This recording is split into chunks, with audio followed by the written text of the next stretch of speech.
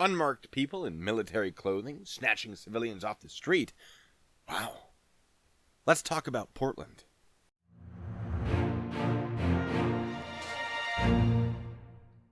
People in Portland are reporting that protesters are being taken into unmarked vans by unknown people in military-style uniforms. And on the surface, that sounds terrifying. It definitely inspired me to look into it a bit more, and I wanted to share my thoughts on it with you. Before we get too far into this, I'm going to give away the ending so that you can keep an open mind throughout this video. I'm not going to tell you that what the police are doing is right. I'm going to explain why what they're doing may be lawful. It's up to you to determine whether or not you agree with it. First, those people in military uniforms aren't some secret police. They're not even military. They're federal police from the Department of Homeland Security, the U.S. Marshals Service, and I believe a couple other agencies who are either already in Portland or are sent to assist officers in Portland to protect federal property that was being attacked by what many assume to be members of Antifa, a very aggressive movement that has a very strong presence in Portland. Members of Antifa and people just caught up in the moment launched fireworks at and into federal buildings, threw dangerous objects at police, shined lasers into officers' eyes, which I know sounds silly, but is technically assault and obstruction, looted buildings, started fires, etc., etc. Now, I know someone out there is thinking it was probably police disguised as protesters starting trouble, but in this case I kind of doubt it. These are the things that Portland Antifa are known for doing. Some of the people who were arrested were carrying deadly weapons. One reportedly even had components to make a pipe bomb. Knowing this, bringing in extra federal police to protect federal buildings starts to make sense. The first complaint about this whole incident that I'd like to address is that police have been using impact munitions and tear gas to disperse crowds around the federal buildings without warning. Fair, but they can probably articulate that they don't have to give a warning if rioters are launching fireworks through broken windows into an occupied building. That's just common sense. I don't want this to be taken the wrong way, but if you're in a protest where people are launching fireworks with the intention to cause injury, but you're just trying to peacefully do your thing, congratulations, you're accidentally participating in a riot, no matter how peaceful your actions continue to be. I know, it sucks. I'm all for protesting, but I do recommend leaving that area as soon as possible. The next complaint is that the federal police are snatching random people up off the street. If the people they're snatching are actually random, that's a problem. And reading the interviews of people who were arrested or detained, they tend to claim that they weren't doing anything wrong. However, if I had $1 for every time someone who was doing something wrong told me they weren't doing anything wrong, you'd be watching this video in 4K instead of 1080p. The joke is that I'd be able to buy a better camera because people use that lie a lot. Now, I'm not saying that they're lying, but if I was participating in an anti-police riot and got arrested, I'd A, try to make the police look bad, and B, not admit my criminal activity in a published news article. But some of these people weren't even on federal property when they were arrested. Isn't that the only property federal police have jurisdiction on? No. According to 40 U.S.C. 1315, Federal Protective Service police can enforce laws to protect persons and property.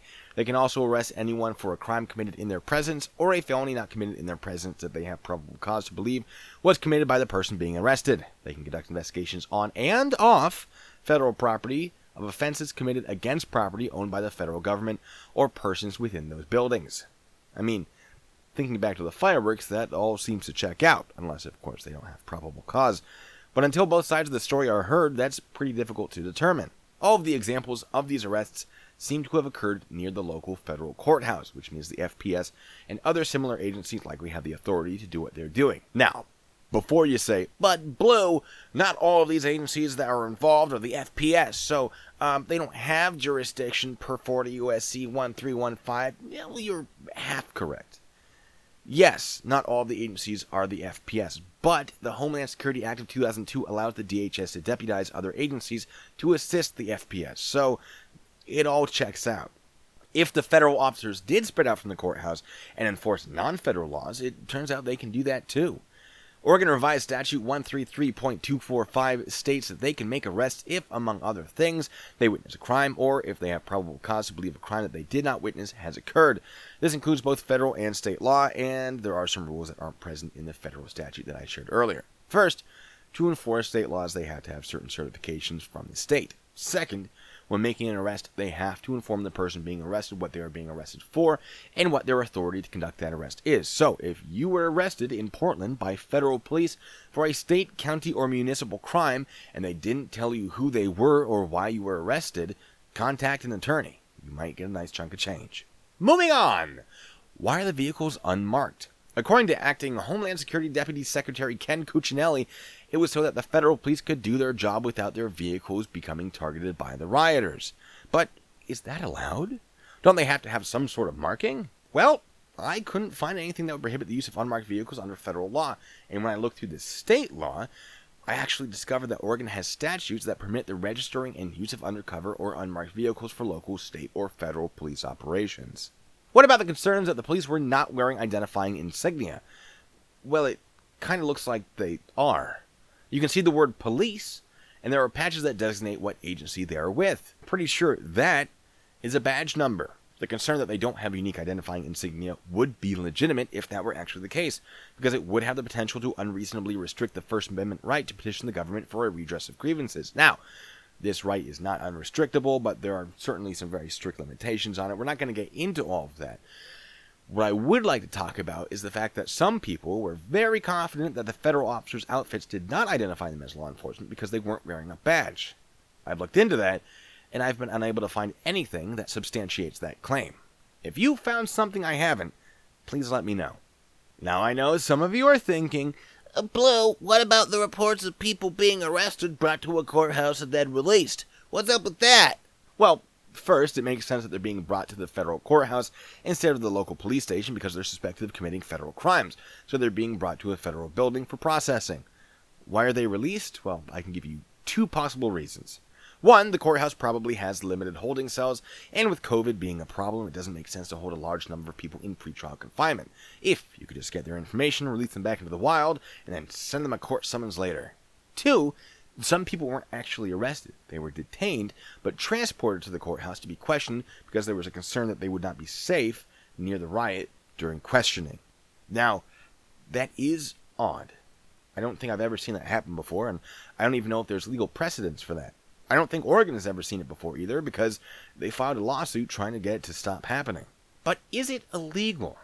That's actually not terribly clear, and there are a lot of competing theories. Moving the detained person might elevate the detention to an arrest, regardless of the reason, which means probable cause and not reasonable suspicion would be necessary.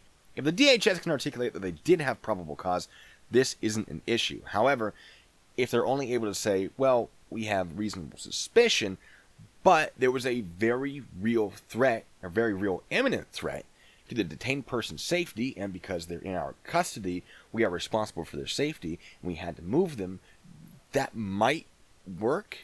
That might be a reasonable seizure per the Fourth Amendment. I don't know. We're going to find out, though. Now, I do have a bit of a conspiracy theory. It's possible, maybe, that this lawsuit is just an attempt by Oregon officials to force the DHS to be transparent in their actions, since historically, federal law enforcement plays it pretty close to the chest, and that the Oregon officials don't actually believe the detentions are as unlawful as their lawsuit seems to indicate. With the DHS having to prove that what they're doing is lawful, they have to share a lot of information that they wouldn't otherwise have been required to share, which is very good for Oregon. I'm excited about this situation. It has the potential to generate some very interesting case law, and I love reading me some interesting case law. One last thing about this. There are complaints that people are being let go without being questioned, but from what I've read, that's because the people are invoking their Miranda rights. The police want to question them, but the people don't want to be questioned. Because they aren't arrested, debatably, they have to be let go. Of all the complaints about this situation, though, this whole thing about the detentions and the arrest, this is the one to pay attention to. Back to legal actions. The Oregon ACLU, that's the American Civil Liberties Union, has filed a restraining order and temporary injunction to prevent federal police from arresting members of the media who are failing to disperse, but committing no other crime.